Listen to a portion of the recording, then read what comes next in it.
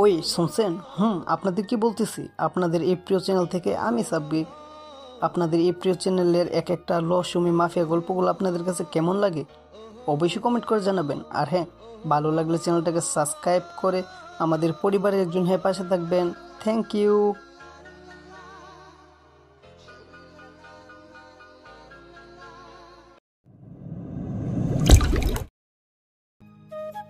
আজ আমার কলেজের প্রথম দিন, তাই কিছু না ভেবে তাড়াতাড়ি কলেজে যাচ্ছে।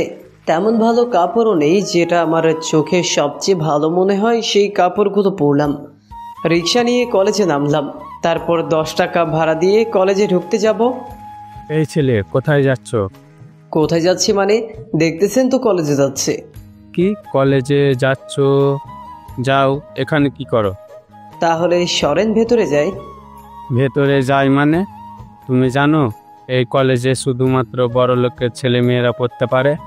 তুমি এখানে ঢুকবে কেন? তোমার কাপড় দেখে মনে হয় না 3 বেলা ঠিক মতো খেতে পারো।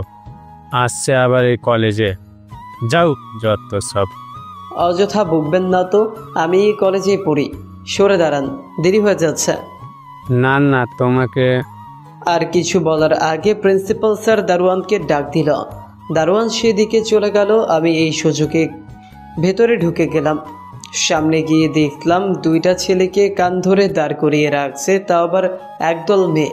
কাহিনীটা খুব ভালো করে বুঝলাম।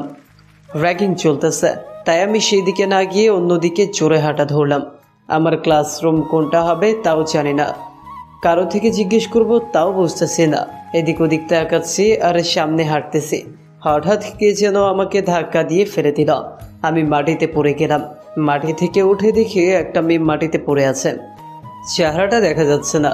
আমার সাথে এই মেয়েটা ধাক্কা খেয়েছে মনে হয়, তাই হাত বাড়িয়ে দিলাম মেয়েটা যাতে মাটি থেকে উঠতে পারে। মেয়েটা মাথা তুলে আমার দিকে তাকাতেই মনে হলো আমার পুরো পৃথিবীটা ঘুরে উঠল। মনে হয় এই প্রথম কোনো পুরী আকাশ থেকে নেমে আসছে। কিন্তু মেয়েটা ছেলেদের মতো করে পোশাক পরছে কেন? আমার হাত এখনো বাড়িয়ে আছি, কিন্তু মেয়েটা আমার হাত ধরে না উঠে নিচে নিচে উঠে গেল। ওই শালা, চোখে দেখিস না? খালি মেয়ে দেখলেই ধাক্কা খেতে মন চাই, তাই না? হুম হুম। সরি, আমি দেখিনি। আর ধাক্কা আপনি মারছেন, আমি না। ওকে। কি? আমার মুখের ওপর কথা? আমাকে ধাক্কা মেরে আবার আমার উপরে দোষ দিচ্ছিস? তোকে তো আজ আমি মেরেই ফেলবো। আমাদের কথা হচ্ছে দেখে কান ধরে দাঁড় করিয়ে রাখা মেয়েগুলো আসলো। তাদের মধ্যে একজন বলে উঠল, কি হয়েছে মারিয়া এখানে? আমি বুঝলাম যার সাথে ধাক্কা খাইছি তার নাম মারিয়া। দেখ, এই শালা আমাকে ধাক্কা দিয়ে বলছে আমি তাকে ধাক্কা মারছি।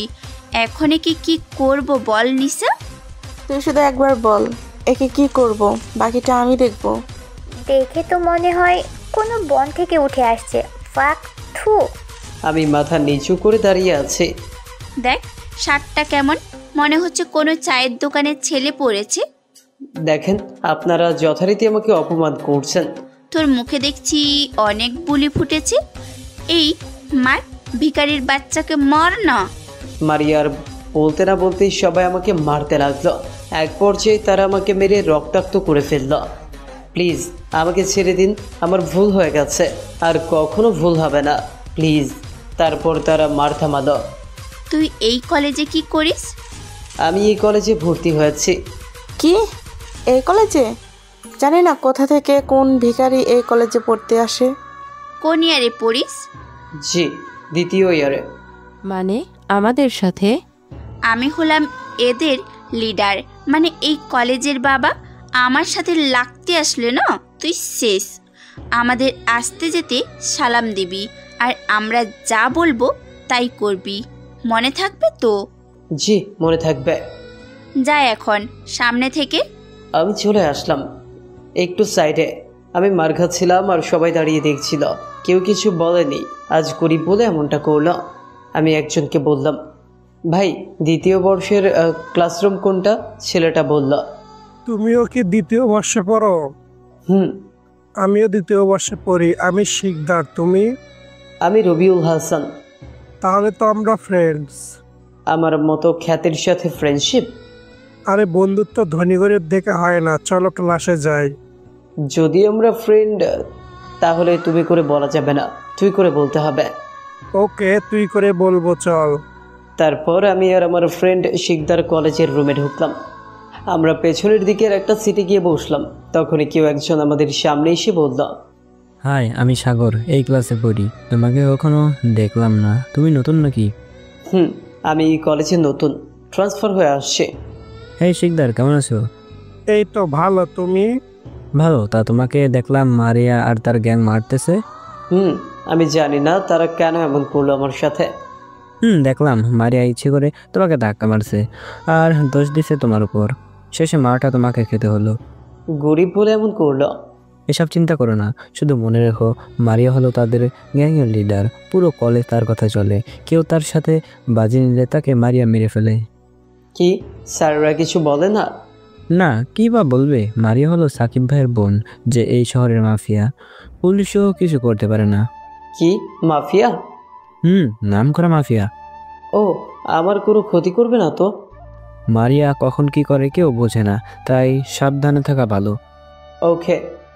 আচ্ছা, আমি কি তোমাদের ফ্রেন্ড হতে পারি? হ্যাঁ, হতে পারি। আমি তো খ্যাত, আমার সাথে ফ্রেন্ডশিপ করবে তুমি? আরে বন্ধুত্ব এসব চলে না, বন্ধুত্বই হয়। ওকে। তাহলে আজ থেকে আমরা 3 জন ফ্রেন্ড। বাট তুই করে বলবো। ওকে। তারপর আমি সাগর শিকদার 3 জন এক সিটে বসলাম। কিছুক্ষণ পর স্যার আসলো। সবাই দাঁড়ালাম। স্যার সবাইকে বসতে বলে আমাকে দাঁড় করালো। তোমার নাম কি? জি স্যার, রবিউল হাসান। বাসা কোথায়? দেখো তো, মনে হয় কোনো বস্তিতে। জি স্যার, পাশের বস্তিতে থাকে। তুমি এই কলেজে কিভাবে ভর্তি হলে? এটা বাংলাদেশের নাম্বার 1 কলেজ। তুমি কিভাবে ভর্তি হলে? জি স্যার, না মানে তখনই মারিয়া তার গ্যাং নিয়ে ক্লাসে আসলো। স্যারের অনুমতি ছাড়া ক্লাসে ঢুকে গেল আর সামনের সিটে গিয়ে বসলো। স্যার আমাকে বসতে বলল, আমিও আর কিছু না বলে বসে গেলাম। তারপর ক্লাসে মনোযোগ দিলাম। তখনই প্রিন্সিপাল স্যার আসলো। সবার ক্লাস কেমন চলতেছে? ভালো স্যার। আচ্ছা, যে জন্য আসলাম তাই বলি, ওখানে একটা নতুন ছেলে ভর্তি হয়েছে, সে কই? তখনই আমি দাঁড়ালাম। সবাই ওকে চিনে রাখো, আমাদের নতুন বন্ধু। যদিও সবার মতো বড় লোক না, কিন্তু ওর মনটা অনেক বড়। যাই হোক, তোমার নামটা কি? স্যার, আমার নাম রবিউল হাসান। ওকে, সবাই রবিউল হাসানকে বন্ধু বানিয়ে নিবে। আর হ্যাঁ, বেশি ভাব ওর সাথে দেখাতে যেও না, বিশেষ করে মারিয়া, তোমাকে বলছি। আসি। স্যার এই বলে চলে গেল। আর এদিকে স্যারের শেষ কথাটাই মারিয়ার রেগে আগুন। প্রিন্সিপাল যাওয়ার সাথে সাথে মারিয়া দাঁড়িয়ে গেল আর স্যারকে বলল, স্যার, ভালো লাগছে না আজকে, আপনি আজ আসতে পারেন। ওকে, আসলাম তাহলে। মারিয়াকে সবাই ভয় পায়, তাই স্যারও কিছু বলতে পারলো না। স্যার চলে গেল। স্যার যাওয়ার পর মারিয়া সোজা আমার কাছে আসলো। এসে বলল, কে রে তুই? আজ প্রথম প্রিন্সিপালের বাচ্চা আমাকে সামনাসামনি এমন কথা বলল, তাও তোর মতো একটা বস্তির ছেলের জন্য। তুই প্রিন্সিপালের কি? আমি কিছু না। কি কিছু না? ঠিক করে বল। দেখো মারিয়া, তুমি এভাবে সবার সাথে খারাপ আচরণ করতে পারো না। কি পাও এসব করে? সাথে সাথে মারিয়া সাগরকে চর মেরে দিল আর বলল, কি করব না তা কি তোর থেকে শিখতে হবে? তোর সাথে কথা বলেছি আমি। সরি, ভুল হয়ে গেছে। আর যদি ভুল হয় না, তাহলে সোজা উপরে পাঠিয়ে দিব, মনে রাখিস। মনে থাকবে। বল, কে তুই? রবিউল হাসান। তোর জন্য কেন প্রিন্সিপাল আমাকে এমন করে বলল? স্যার আমাকে আগে থেকে চেনে, তাই বলল। সত্যি তো? সত্যি। ঠিক আছে, আমি যখন যা বলবো করবি, নয়তো ঠ্যাং ভেঙে হাতে ধরিয়ে দিব। জি করব। মনে থাকে যেন। তারপর মারিয়া নিজের সিটে চলে গেল। কিছুক্ষণ পর প্রিন্সিপাল স্যার আবারও আসলো। মারিয়া, তোমার সমস্যা কি? কেন এমন করছো? কই, কোনো সমস্যা না তো। তাহলে ক্লাস করাতে দিচ্ছ না কেন? আর স্টুডেন্টের সাথে খারাপ আচরণ করছো কেন? আবে স্যার, এটা আমার পাওয়ার, মাত্র বোঝাচ্ছিলাম। আমি চাইলে সব পারি। যদি এই পাওয়ার না থাকে তখন কি করবা? পাওয়ার থাকবে না, ক্ষয় কি? দেখো মা, আমি তোমাকে বলতে চাই, তুমি যা করছো ভালো করতো না। একটু মেয়েদের মতো তো চলতে পারো। কেন মনে হলো আমি মেয়েদের মতো চলি না? হাত ব্যান্ড কোনো মেয়ে পড়ে না, সাথে তোমার সঙ্গীদেরও এমন বানিয়ে ফেলছো কেন মা? তোমাদের মতো বাচ্চার ট্রাই কার লাইফের মনটা বলবে। যাবেন আপনি এখান থেকে? প্রিন্সিপাল স্যার ভয়ে চলে গেল। কখন মারিয়া কি করে তার হিসাব নাই। পরের ক্লাস মারিয়া ঠিক মতো করলো। তৃতীয় ক্লাসে আবার আমার কাছে আসলো। ওই শোন, বাইরে গিয়ে না আমাদের জন্য আইসক্রিম নিয়ে আয়। এই সময় তো ক্লাস চলছে, আমার ক্লাস করতে হবে। আপনি যান, আমি ক্লাস করব। সাথে সাথে চর বসিয়ে দিল আমার গালে। আমার কথা না শুনলে ক্লাস করাতে দূরের কথা, কলেজেও আসতে পারবি না। কেন এমন করছেন? এখানে আরো অনেকে আছে, গিয়ে তাদের বলেন আমি পারবো না। মারিয়া আবারও চর মারতে যাবে, তখনই শিকদার মারিয়ার হাত ধরে ফেলল। আমি এনে দিচ্ছি, ওকে ছেড়ে দাও মারিয়া। তোর এত বড় সাহস, তুই আমার হাত ধরিস? আজ তো তুই শেষ। তোমার কাজটা আমি করব, তাই হাত ধরলাম। তোদের দুইজনের অনেক বলি ফুটেছে, তাই না? আজ তোদের অবস্থা এমন করব না যেন আর কেউ আমার চোখে চোখ রেখে কথা বলতে না পারে। তারপর মারিয়া আমাকে আর শিকদারকে কলার ধরে মাঠে নিয়ে গেল। তারপর আমাদের দুইজনকে মাঠে ধাক্কা মেরে ফেলে দিল। এদের দুইজনের এমন অবস্থা করবি যাতে বাবার নামও ভুলে যায়। ওকে, তুই শুধু দেখতে থাক। তারপর তারা হক স্টিক, ক্রিকেট ব্যাট, স্ট্যাম্প নিয়ে আসলো। তারপর আর কি ইচ্ছে মতো মারলো আমাদের। শিকদার সে কি কান্না যেন ছেড়ে দেয়, কিন্তু কে শোনে কার কথা? সবাই আমাদের ইচ্ছে মতো মারলো, কিন্তু একটা মেয়ে না মেরে সোজা দাঁড়িয়ে আছে। কি হলো সিনথিয়া, তুই মারছিস না কেন? আমার শরীরটা ভালো নেই রে, তাই কিছু ভালো লাগছে না। তাহলে তোর কাজটা আমিই করছি। বলে মারিয়া সিনথিয়ার হাত থেকে স্ট্যাম্পটা নিয়ে নিল। ওই স্ট্যাম্প দিয়ে মারিয়া আমার পায়ে মারলো। সাথে সাথে আমি চিৎকার করে উঠলাম। মারিয়া আমার অপর পায়ে আবারও মারলো। আমি আবারও চিৎকার করে উঠলাম। তারপর মারিয়া ঘাড়ে মারলো, তারপর মাথায়। আমার চোখ বন্ধ হয়ে আসছে, আর কিছু মনে নাই। চোখ খুলতে নিজেকে একই জায়গায় আবিষ্কার করলাম। কি কপাল রে ভাই, কেউ একটু হসপিটালেও নিয়ে গেল না। শিকদার আমার সাথে পড়ে আছে। আমার পায়ে অনেক ব্যথা করছে, তাও শিকদারের কাছে গেলাম, তাকে ডাকলাম, কিন্তু জ্ঞান ফিরল না। আর একটু কষ্ট করে পানি নিয়ে আসলাম।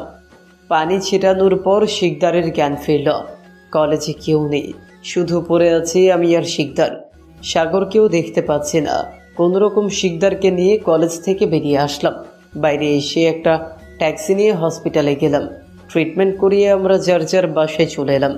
রাতে আমার ভাঙা বস্তিতে বসে আছি আর ভাবতে লাগলাম, আজ যদি আপু আমাকে এই লাইফে নামিয়ে না দিত, তাহলে বুঝতামই না গরিবের লাইফটা কতটা কঠিন। সত্যি আপু অনেক কঠিন রে এই লাইফ। যার একটু ক্ষমতা আছে সে অপরকে বিড়াল মনে করে। ধন্যবাদ আপু, তুমি আমাকে বোঝার সুযোগ করে দিয়েছো গরিব লাইফটা। এইসব ভাবছিলাম আর চোখের জল ফেলছিলাম। আমার কলেজে 2টা বন্ধু, তার থেকে একজন কোথায় চলে গেল, একটু হেল্প করতেও আসলো না। সকালে ঘুম থেকে উঠে গোসল করে কলেজে গেলাম। আবারও দারোয়ানের ঝামেলা। বেটা আবারও ঢুকতে দিতে চাচ্ছে না। পকেট থেকে 20 টাকা বের করে দিয়ে ঢুকে গেলাম। বেটা ঘুষ নিছে। ক্লাস হতে আরও অনেকটা সময় আছে, যদিও শরীর ভালো না, তাও ক্লাস তো করতেই হবে। তাই চলে এলাম। গিয়ে এক পাশে বসলাম। শিকদারের শরীর ভালো না, তাই সে কলেজে আসেনি। দেখি সাগর আসে কিনা। ক্লাস শুরু হতে আরও দেরি, তাই বসে বসে সাগরের অপেক্ষায় আছি। যদি সে আসে তাহলে ভালো, না আসলেও নিচে ক্লাস করব। কিছু সময় পর সাগর আসলো। আমাকে না দেখে অন্যদিকে চলে যাচ্ছিল, তাই আমি ডাক দিলাম।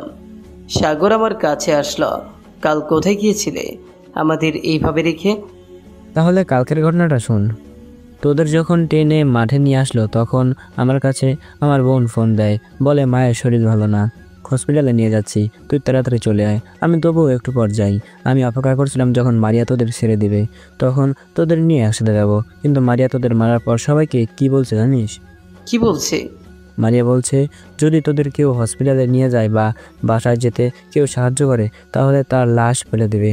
বুঝতে পারছিস, মাফিয়ার বোন, কারো সাহস নেই তার কথা অমান্য করার। আমি তখন বাসায় চলে যাই, আর তোর নাম্বার না থাকায় ফোন দিতে পারিনি।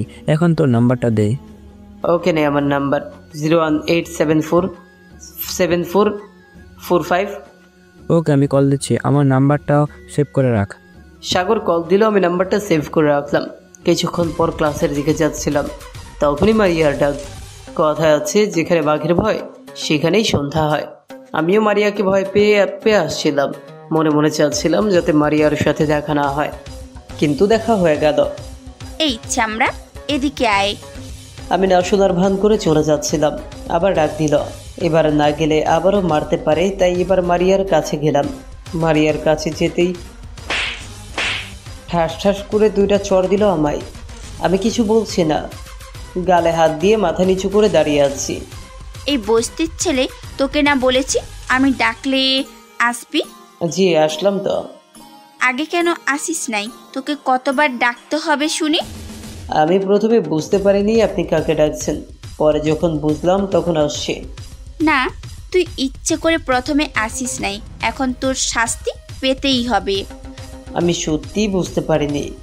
তা আমি জানি না এখন তোর শাস্তি কি দেওয়া যায়?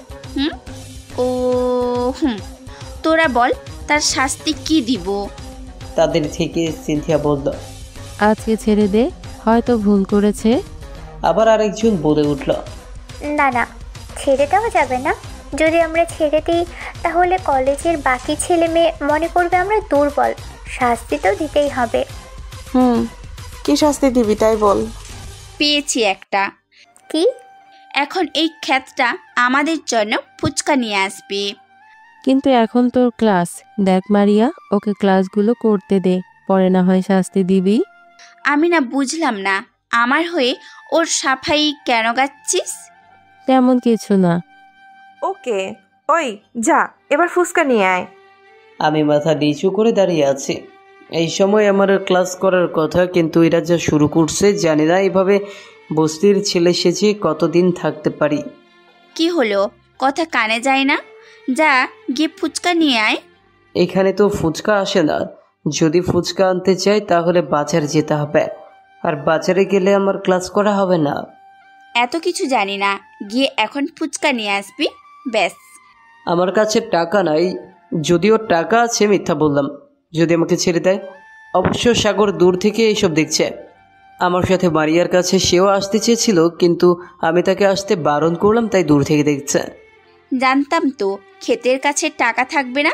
এই নে 500 টাকা, গিয়ে আমাদের সবার জন্য ফুচকা নিয়ে আয়। এখন আমার গুরুত্বপূর্ণ ক্লাস আছে, এই ক্লাসটা করে আমি ফুচকা নিয়ে আসি। কি রে, আবার মুখে মুখে কথা? আজ তো তোকে মেরেই ফেলবো। না না, আমাকে মারবেন না, আমি যাচ্ছি ফুচকা আনতে। গুড, তাড়াতাড়ি নিয়ে আসবি। আমি কিছু না বলে ফুচকা আনতে বাজারে চলে গেলাম। যাওয়ার সময় কোনো ঝামেলা হয়নি, কিন্তু আসার সময় আটকে গেলাম জ্যামে। আসতে প্রায় 1 ঘন্টা লাগলো। জ্যামের মধ্যে কেউ একজন আমাকে খেয়াল করছে, যেটা আমার অজানা। সে আবার আমাকে ফলো করতে করতে আমার কলেজেও এসে গেছে, যেটা ছিল আমার অগোচরে। আমি কলেজে ফুচকা নিয়ে ঢুকতে যাব, আবারও দারোয়ান বেটা আটকালো। এমনিতেই দেরি হয়ে গেছে, তার উপর এই বেটার অত্যাচার মাথা গেল গরম হয়ে। দিলাম জায়গা মতো একটা কিক, বেটা মাগো বলে বসে পড়ল। আমি তাড়াতাড়ি মারিয়ার কাছে গেলাম। তাদের একটাই কাজ, সারাদিন ছেলেদের বিরক্ত করা। মারিয়া আর তার দল এক পাশে বসে আছে। আমি ওখানে গিয়ে তাদের ফুচকা দিলাম। তোকে কখন পাঠাইছি আর আসলি এখন? আমি তো দেরি করতে চাইনি, জ্যামে পড়ে গেছিলাম, তাই দেরি হয়ে গেল। মিথ্যে বলবি না একদম আমার সাথে। সত্যি বলছি আমি। আর আসতে দারোয়ান আমাকে ঢুকতে দিচ্ছিল না, তাই আর একটু বেশি দেরি হলো। কি, তুই বলিসনি তুই আমার কাজে গেছিস? বলছি তো, সে আরও আপনার নাম বলায় আমাকে ঝাড়ি দিচ্ছে। যদিও তেমনটা হয়নি, দারোয়ান বেটা বারবার আমার সাথে ঝামেলা করে, তার হাত থেকে বাঁচতেই কথা বললাম। কি, এই ব্যাটার এত বড় সাহস আমার নাম শুনে তোকে আরো ঝাড়ি দিচ্ছে? আজ তো তাকে আমি দেখে নিব। আপনার নাম না বললে আমাকে আরও 5 মিনিট আগে আসতে দিত। আপনার নাম বলায় আরও 5 মিনিট দাঁড় করিয়ে রাখল। ব্যাটাকে শিক্ষা দিতে কিছুটা বানিয়ে বলা আর কি। ওকে, তুই যা, আমি দারোয়ানের বাচ্চাকে দেখছি। ওকে, আমি আসি। আমি চলে আসলাম। আসার সময় মারিয়ার দিকে ফিরে একবার দেখে নিলাম, তার দারোয়ান ব্যাটার উপর কেমন রাগ হয় দেখার জন্য। কিন্তু এ তো মুখ কালো করে বসে আছে, না মানে মুখ কালো করে দাঁড়িয়ে আছে। কিন্তু হঠাৎ কি হলো? যা হবার হোক, তাতে আমার কি। আমি ক্লাসের দিকে চলে গেলাম। এইদিকে মারিয়া ভাবতে লাগলো, কালকে এই খ্যাত্রাকে আর তার বন্ধুকে এত মার দিলাম, তাও এই খ্যাত্রা কলেজে কিভাবে আসলো? এর তো হসপিটালে বা বস্তির বেডে শুয়ে থাকার কথা। এর ফ্রেন্ড তো আসলো না, তাহলে এই কিভাবে আসলো? আর মার তো এই খ্যাত্রাকে বেশি দিছে, তাও। কি রে, কি ভাবছিস? চল দারোয়ানকে একটু দেখে আসি। সিমির কথায় মারিয়ার ভাবনার জগতে ইতি ঘটল। হ্যাঁ চল, দারোয়ান বেটাকে দেখে আসি। এইদিকে আমি ক্লাসের সামনে গিয়ে দরজায় দাঁড়ালাম। Coming sir. স্যার আমার দিকে তাকিয়ে একগাল বিরক্তির ছাপ মুখে রেখে বলল, কি চাই? স্যার ক্লাস করতে চাই। এই, দেরি হলো কেন? এতক্ষণ কোথায় ছিলে? ভিক্ষা করতে গিয়েছিল নাকি? দেখতে মনে হয় তুই কর। কোথা থেকে যেন এসব ভিখারি আসে? স্যার যথারীতি আমাকে অপমান করছে, তাও আমি কোনো প্রতিবাদ করছি না, মাথা নিচু করে দাঁড়িয়ে আছে। আর স্যার ঘৃণিত কথাগুলো হজম করার ট্রাই করছে। কি হলো, কথা বলছো না কেন?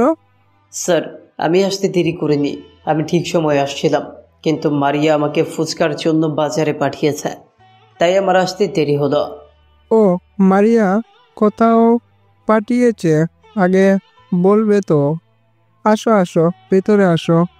যদিও কথাগুলো স্যার মুখ থেকে বলল, মারিয়ার কথা বলায় স্যার যথারীতি ভয়ও পেয়েছে। তারপর ভেতরে গিয়ে শেষ সিটে গিয়ে বসলাম। এটাই একটা নিয়ম, যার টাকা আছে, ক্ষমতা আছে, সে যেখানে খুশি বসতে পারে। যার টাকার পাওয়ার নেই, ক্ষমতা নেই, তাকে পেছনে গিয়ে বসতে হবে। তাই আমিও পেছনে গিয়ে বসলাম। ওই সিটে আগে থেকে সাগর বসা ছিল, তার পাশে গিয়ে বসলাম। আজ শিকদার আসে নাই, তাই আমরা দুজন বসে ক্লাস করছি। একটার পর একটা ক্লাস করতে করতে সব ক্লাস শেষ করলাম। যদিও প্রথম ক্লাসটা মারিয়ার জন্য করতে পারিনি। সব ক্লাস শেষে বাইরে আসলাম। সাগর আর আমি গেট দিয়ে বের হতেই দারোয়ান বেটা আবারও আটকালো। তুই সকালে মারিয়া ম্যাডামকে কি বলেছিস? কই কিছু না তো, যদিও বলছিলাম। আচ্ছা বাদ দিলাম, কিন্তু আমাকে সকালে কি করেছিস? এটার শাস্তি তোকে পেতে হবে।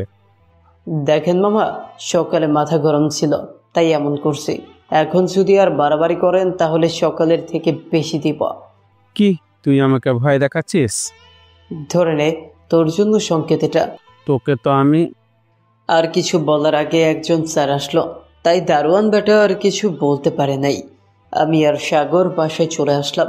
বারবার মনে হচ্ছে কেউ আমায় ফলো করছে, তাও আমি কোনো পাত্তা না দিয়ে নিজের বস্তির ভেতরে ঢুকে গেলাম। গিয়ে আমার রুমে শুয়ে পড়লাম। অনেক দিন থেকে মা আর আপুর সাথে কথা বলি না, তাই ফোন দিলাম আপুকে। আপু ফোন রিসিভ করলাম। এই তো আপু, অনেক ভালো এই লাইফটা। আপু, জানো আপু, এই গরিব হয়ে বেঁচে থাকাটা খুব কষ্টের। বড় লোকদের একটু রাগ উঠলেই তা গরিবের উপর ছাড়ে। মা কোথায়, একটু কথা বলবো? এই তো মা, বেশ ভালো। তোমার শরীর ভালো তো? হ্যাঁ মা, দোয়া করবে। ওকে মা, আপুকে দাও। আপু, মায়ের খেয়াল রাখ, আর নিজেরও খেয়াল রাখবে। আর আমাকে নিয়ে একদম চিন্তা করবে না। আর রাশিদের সাথে কি তোমার কথা হয়? রাশিদ হলো আমার বন্ধু। কি বলে? ভালো করছো। আর নাম্বার দিবেও না, মনে রাখবে আমি কিন্তু একটা বছর গরিবের মতো থাকতে চাই। আর হ্যাঁ, রাশিদের নাম্বারটা আমাকে টেক্সট করে দিও। ওকে, রাখছি তাহলে। তুমিও। Love you very much. আল্লাহ হাফেজ। তারপর ফোন কেটে দিলাম। তখনই আপু রাশিদের নাম্বার আমাকে টেক্সট করে দিল। আমার পুরাতন সিম আপুর কাছে রেখে আসছি, যাতে কেউ আমার সাথে যোগাযোগ করতে না পারে। নতুন সিমে কারো নাম্বার নাই, তাই আপুর থেকে রাশিদের নাম্বার নিলাম। বস্তিতে একা থাকে, নিজের কাজ নিজেকেই করতে হয়, তাই খাবার তুলে দিলাম চুলায় আর পাশে ভাঙা টেবিলে পড়তে বসলাম। কিছুক্ষণ পরার পর খাবার খেয়ে ঘুমিয়ে পড়লাম। পরের দিন কলেজে গেলাম। কলেজে ঢোকার আগে সাগরকে ফোন দিলাম। সে কলেজে নাকি বাইরে জানতে, সে কলেজে এখনও আসেনি। জ্যামে পড়ে গেছে, আসতে একটু সময় হবে, তাই আমি কলেজে ঢুকতে যাব। তখন কি ভাবছেন, দারোয়ান আটকেছে? আরে না, দারোয়ান বেটা আমার দিকে তাকিয়ে আছে, কিছু বলছে না। আমিও কিছু না বলে ঢুকে গেলাম, কিন্তু দারোয়ানের পথ না আটকানোতে আমার খটকা লাগলো। 7-5 না ভেবে আমি ক্লাসের দিকে রওনা দিলাম। তখনই সিনথিয়া ডাক দিল। আমি সিনথিয়ার কাছে গেলাম। জি বলেন, কি করতে হবে? আমাকে দিয়ে কিছু করানোর জন্য তারা আমাকে ডাকে, আর কোনো কারণ ছাড়া না। কিন্তু এখানে মারিয়া বা বাকিরা কোথায়? সিনথিয়া একা কেন? না, কিছু করতে ডাকিনি, শুধু আপনাকে একটু হুঁশিয়ার করতে চাই। আমি সিনথিয়ার কথা শুনে অবাক হলাম। যে মেয়েগুলো তুই ছাড়া কখনো কথা বলেনি আজ সেই মেয়েদের একজন আপনি করে বলছে, কারণ কি? আপনি কি হুঁশিয়ার করতে চান? আর আমাকে তুই না বলে আপনি কেন বলছেন? আমি তো খেত বস্তির ছেলে, ভিকারের মতো দেখতে। এসব আমাকে কেন বলছেন? এসব কি আমি আপনাকে কখনো বলছি? না, তা বলেননি, কিন্তু বলতে কতক্ষণ? যাই হোক, কি বলবেন বলেন। আপনি মারিয়ার থেকে একটু দূরে থাকবেন। আসলে আমি তার ফ্রেন্ড ঠিকই, কিন্তু সেটা নামে মাত্র। আসলে কলেজের সবাই তাকে ভয় পায়, তাই তার সাথে ফ্রেন্ডশিপ করি। প্রকৃত অর্থে আমি মারিয়ার কাজগুলো মোটেও পছন্দ করি না। কি করব বলেন? নিজে ঠিক থাকতে হলেও তার সাথে বন্ধুত্বের অভিনয় করতে হচ্ছে। সত্যি কি আপনি চাপের কারণে তার সাথে বন্ধুত্ব করার ভান করছেন? তার সাথে মিশে থাকলে নিজের পড়াশোনা ঠিক মতো করতে পারবো, আর না থাকলে বুঝে নিত। ধন্যবাদ আপনাকে। শুনেন, আপনার নাম্বারটা কি পেতে পারি? আমার নাম্বার নিয়ে কি করবেন? যতটুকু পারি মারিয়ার থেকে আপনাকে দূরে রাখার চেষ্টা করব। তার দরকার নেই, ধন্যবাদ। কিন্তু আমার দরকার। ঠিক বুঝলাম না, আপনার দরকার মানে? আমরা তো একই ক্লাসে পড়ি, বলতে গেলে আমরা ফ্রেন্ড, তাই ফ্রেন্ডের নাম্বার রাখা উচিত। ওকে নিন, 018। ধন্যবাদ। ঠিক আছে, এখন আমি আসি। আমি চলে আসলাম ক্লাসরুমে। আজকে মারিয়াকে দেখিনি, তার দলের একজন ছাড়া অন্য কাউকেও দেখিনি। তাদের কথা একপাশে রেখে ক্লাস করতে লাগলাম। স্যার, আমার 10 মিনিট পর সাগর আসলো। তারপর দুইজন ক্লাস করতে লাগলাম। দুইটা ক্লাস শেষ করে তৃতীয় ক্লাসে প্রিন্সিপাল স্যার আসলো। সবার ক্লাস কেমন লাগছে আজ? ভালো স্যার। ভালো হওয়ারই কথা। আজকে তো একদম ক্লাসে নেই। কলেজের পরিবেশটাও আজ অনেক ভালো আছে। সবাই মনোযোগ দিয়ে ক্লাস করো তাহলে। বুঝলাম প্রিন্সিপাল স্যার কার কথা বলছে। মারিয়ার কথা বলছে স্যার। কি মিরে ভাই, এই মেয়ে না থাকলে কলেজের ছাত্রছাত্রী থেকে শিক্ষক পর্যন্ত সবাই ভালো থাকে। যাক, ভালোই হলো, না এসে অন্তত একটা দিন ঠিকমতো ক্লাস করতে পারবো। আমি আস্তে করে সাগরকে বললাম, শিকদারের নাম্বার তার কাছে থাকলে আমাকে নাম্বারটা দিতে। আমার কাছে শিকদারের নাম্বার নেই। সাগর আমাকে শিকদারের নাম্বার দিল। ক্লাস শেষ করে সাগরকে বললাম, চল শিকদারকে দেখে আসি। তুই বাসা চিনিস? না, আমি তো বাসা চিনি না। ওকে ফোন দিয়ে জেনে নিচ্ছি তার বাসা কোথায়। তারপর শিকদারকে ফোন দিলাম। প্রথমে রিং বাজলো, কিন্তু ধরেনি। আবারও ফোন দিলাম, তখন ধরল। কে বলছেন? আমি শিকদার বলছি। তাহলে আমি কে? তুই হয়তো কে হতে পারিস বলতে? দেখেন ভাই, আমি বুঝছি আপনি আমাকে চিনেন। আমি অসুস্থ, ফান করার মুডে নেই এখন, রাখলাম। ফোন কেটে দিতে যাবে তার আগেই আমি নিজের পরিচয়, মানে রবিউল হাসান, তার কলেজ বন্ধু, দিলাম। আরে তুই কি মনে করে? আসলে আমার কাছে তোর নাম্বার ছিল না, তাই ফোন দিতে পারিনি। এখন সাগরের থেকে নিয়ে তোকে ফোন দিলাম। আচ্ছা, আমরা তোর সাথে দেখা করতে চাই, তাও তোর বাসায়। বল তো তোর বাসাটা কোথায়? আসলে আমরা চিনতেছি না। আচ্ছা, আমি ঠিকানা টেক্সট করে দিচ্ছি, তোরা আয়। ওকে, শিকদারের দেওয়া ঠিকানায় গেলাম। সামনে তাকিয়ে দেখতেই চোখ কপালে উঠে গেল। এত বড় বাড়ি, আবার এত সুন্দর, চারপাশে ক্যামেরা লাগানো। দেখে তো মনে হয় না এ বাসাটা ভাড়া দিচ্ছে। এটা কি তাহলে শিকদারের আসল বাসা? না, কিচ্ছু মাথায় ঢুকছে না। শিকদারকে ফোন দিয়ে দেখি কি বলে। আমি ফোন দিতে যাব, তার আগেই শিকদার আমাকে ফোন দিল। শিকদার আমার কাণ্ডগুলো কম্পিউটারে দেখছিল, তাই আমি ফোন দেওয়ার আগে আমাকে ফোন দিল। আমি ফোন রিসিভ করে বললাম, ভাই, এটা কোথায় নিয়ে আসলে? ঠিক জায়গাতে আনছি। গেট খুলে ভিতরে ঢুকে ফোন কাটবি না। ওকে। গেট খুলে ভেতরে ঢুকতেই একজন আমাদের দাঁড় করালো। বলল, কোথায় যাচ্ছি, কার কাছে যাচ্ছে। আমাদের কথাগুলো শিকদার শুনছিল। শিকদার বলল আমাকে ফোনের স্পিকার অন করতে। আমিও করলাম। শিকদার লোকটাকে বলে দিল আমরা তার কাছে যাচ্ছি। তখন লোকটা আমাদের শিকদারের কাছে নিয়ে যায়। আমাদের শিকদার রুমের সামনে দিয়ে লোকটা চলে আসে। আমি রুমের দরজা নক করতে যাব, তখনই শিকদার দরজা খুলে দিল। এটা কি তোর বাসা? আগে তো ভেতরে আয়। ভেতরে গিয়ে দেখি বাসাটা আরো সুন্দর। বাইরে যেমন সুন্দর, ভেতরে তার থেকে বেশি সুন্দর। চারপাশে কি সুন্দর পেন্টিং লাগানো, এক কথায় অসাধারণ। বস, কেমন আছিস বল? ঠিক আছে, কিন্তু তুই কেমন আছিস? আমি ভালো। আর সাগর, তুই কেমন আছিস? ভালো। তোর বাসা এটা? কেন বলতো? আসার সময় যেভাবে দেখলাম বাসাটা, মনে হলো তুই অনেক বড় লোক, তাই বললাম। বল, কি খাবি? আরে কিছু খাবো না, তোর অবস্থা জানতে আসলাম। তা কেমনে হয় বল, চা না কফি? কফি হলে ভালো হয়। ওকে, আমি বানিয়ে আনতাছি। আরে তুই বানিয়ে আনতে যাবি কেন? বাসায় তো আরো অনেকে আছে। হ্যাঁ আছে, ওকে বলছি, তোরা বস। শিকদার নিচে চলে গেল। বাসাটা দোতলা, তার নামের সাথে বাসাটারও মিল আছে। 2 মিনিট পর শিকদার চলে আসলো কফি হাতে নিয়ে। তুই কেন কষ্ট করতে গেলি? আরে না, আম্মু বানিয়ে দিছে, জাস্ট আমি তো আনলাম, আর কিছু না। ওকে, এখন কফি দেই। তারপর 3 জন বসে বসে কফি খেলাম, সাথে আড্ডা তো হয়ে গেলই। আচ্ছা শিকদার, আমার যতটুকু মনে হয় তুই চাইলে মারিয়ার এই কাজে বাধা দিতে পারিস, কিন্তু তুই এমনটা করিস না কেন?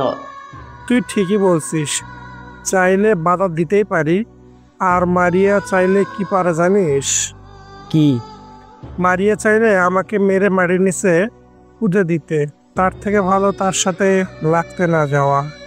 তখন একটা মহিলা রুমে প্রবেশ করলো।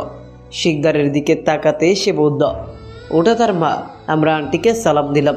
আন্টি সালামের জবাব দিল। আন্টি কেমন আছে জানতে চায়, বলল 1 মাস ছেলে ভালো না থাকলে কি মা ভালো থাকে? আন্টি শিকদারের কথা বলল যে আমরা ঠিকই বুঝছি। তারপর আন্টি চলে গেল।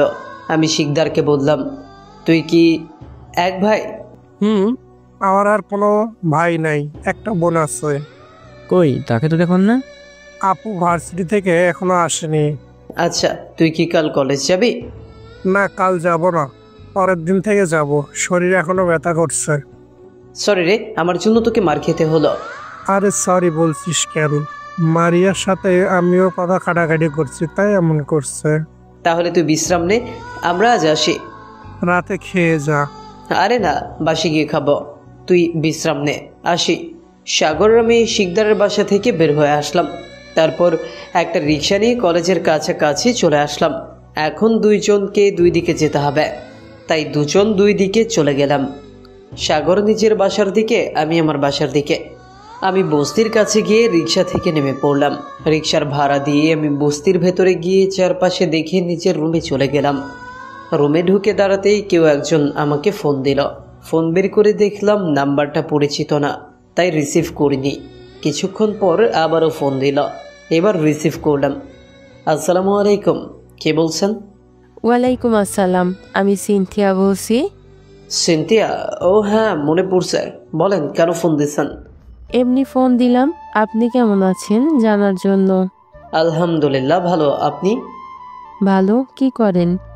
মাত্র বাসায় আসলাম। ওকে, রাখছি তাহলে। আমি কিছু না বলে ফোন কেটে দিলাম। কত সুন্দর ছিল লাইফটা।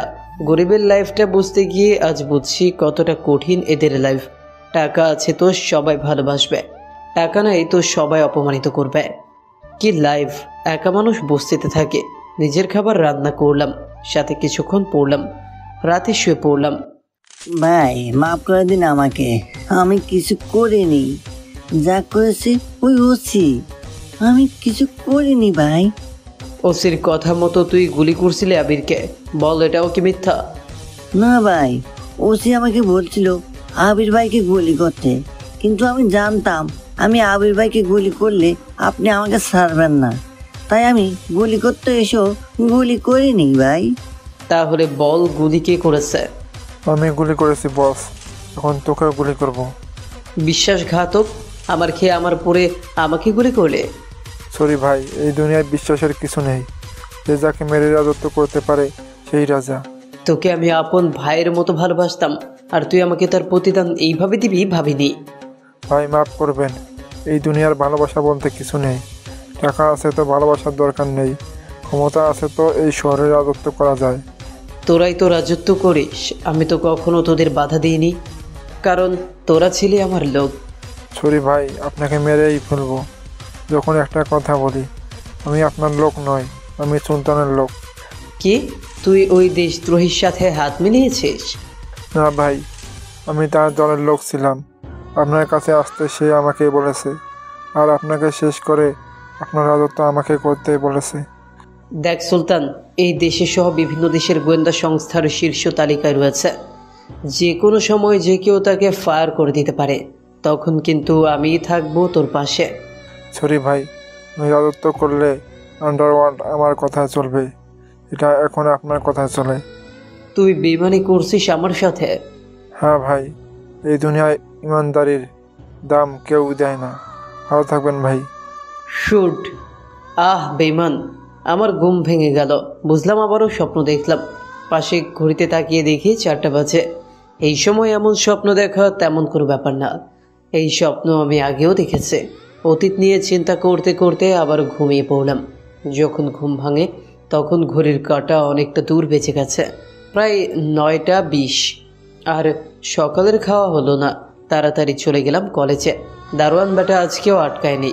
ওই দিনের কিক দেওয়াতে বেটা লাইনে চলে আসছে। ভেতরে ঢুকে গেলাম। কলেজে যেতে অনেকটা দেরি হয়ে গেছে, তাই তাড়াতাড়ি ক্লাস করতে রুমের দিকে যেতে লাগলাম। রুমের কাছাকাছি যেতেই খেলাম ধাক্কা কারো সাথে। চোখ খুলে যা দেখলাম অনেকটা ভয় পেলাম, কারণ আমি ধাক্কা খাইছি ডাইনি মারিয়ার সাথে। মারিয়া মাটি থেকে উঠে আর কিছু না বলে আমার কলার ধরে মাঠের মাঝখানে নিয়ে গেল। আমিও কিছু বলছি না, কী বা বলবো। বললেও মার খেতে হবে, না বললেও খেতে হবে। তার থেকে বরং কথা না বলে থাকি, হয়তো 2টা কম মারবে। মারিয়া আমাকে মারতে লাগলো আর বলতে লাগলো, ছোট লোকের বাচ্চা, মেয়ে দেখলেই ধাক্কা খেতে ইচ্ছে করে। তোকে আজ এমন মার দিব যাতে আর কোনো দিন আমার কোনো মেয়ের দিকে তাকাতে না পারিস। এই বলে আমাকে মারতে শুরু করলো। হঠাৎ কেউ একজন আমার সামনে আসলো, যাকে দেখে আমি অবাক। ওইখানে কেন? সে আর কেউ না, সে একজন মাফিয়া, যার নামে চলে সাকিবের মতো শতখানেক মাফিয়া। আমাকে মারতে দেখে সে যখন সামনে আসতে যাবে তখন আমি ইশারা করলাম যাতে সামনে না আসে। মারিয়া আর তার দল আমাকে ইচ্ছে মতো মারল। যদিও সবাই মারল, কিন্তু সিনথিয়া ঠায় দাঁড়িয়ে থাকলো। মারিয়া আমাকে মারছে আর বলছে, এই খ্যাতের বাচ্চাকে কেউ যদি হসপিটালে নিয়ে যাস তাকে জিন্দা কবর দিব। মারিয়া ইচ্ছে মতো আমাকে মারল, মেরে সে চলে গেল। আমি প্রায় অজ্ঞান হওয়ার মতো মারল। যদিও এসবে আমার কিচ্ছু হবে না, পুরো শরীরে ঘাম রক্ত এক হয়ে গেছে। মারিয়া চলে যেতেই সাগর আমার কাছে আসলো।